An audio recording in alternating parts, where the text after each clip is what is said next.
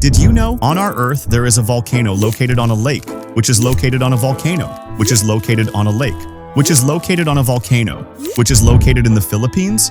This phenomenon is known as a recursive island, or in this case, a recursive volcano. And this specific instance is considered the only one of its kind. But why is that? Why is this happens? Well, firstly, all of this is found in Taal Lake on Luzon Island in the Philippines, and this is all due to the formation of caldera volcano. You see, when a magma chamber erupts and releases lava onto the surface, it experiences a sudden pressure change. As a result, the magma contracts rapidly, creating massive volcanic explosions. Eventually, this depression fills with water, creating a beautiful lakes. But that's not all. In fact, this type of island formation can be found in many places on Earth.